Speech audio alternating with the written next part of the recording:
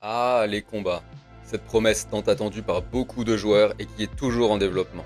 Même s'ils se font attendre, les combats commencent à prendre forme et comme d'habitude, Genopets veut faire les choses bien du premier coup. Dans cet article, l'équipe nous explique leur vision ultime. À chaque attaque sera associé un mini-jeu de mémoire, de vitesse, de précision ou des puzzles. L'idée de base s'inspire du jeu de cartes Magic, très poussé sur la stratégie, qui a influencé la connexion entre les augmentes et les attaques. Les augmentes accorderont non seulement un boost de statistiques à nos Genopets, mais aussi des attaques. Il sera important de posséder les équipements qui correspondront à notre gameplay pour sortir victorieux des affrontements. Il existera plusieurs couches de stratégie. Premièrement, les augmentes qui confèrent des attaques. Ensuite, on aura des super attaques que l'on charge stratégiquement et qu'il faudra utiliser à bon escient.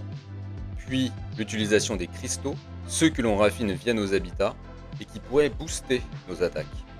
Et enfin, un aspect physique qui consisterait à esquiver réellement les attaques en bougeant dans la réalité.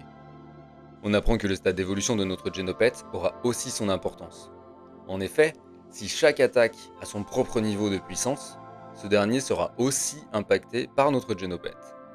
Pour comparer avec Pokémon, si c'en est certain, pensez à l'attaque charge.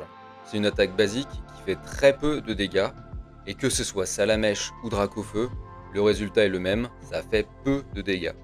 Avec le système de Genopet, parce que Salamèche a évolué, en plus d'avoir des statistiques plus élevées, il fera automatiquement plus de dégâts grâce à son évolution. On aura donc tout intérêt à sortir marcher, courir, transformer nos pas en énergie pour faire évoluer notre créature au plus vite. Vous voyez ici une liste des attaques aux effets divers, allant de simples dégâts à des modifications de statistiques. On devrait également pouvoir jouer selon différentes façons, du tank à l'assassin, du combattant physique au magicien.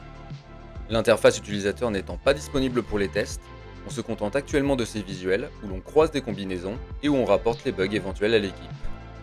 Aucune date n'a été donnée pour la sortie de cette mise à jour, mais cet article permet de voir la progression et l'objectif final. En attendant que ces combats nous challengent cognitivement, j'espère que vous êtes toujours très actifs physiquement. Je vous laisse aller banquer vos pas et on se revoit très vite.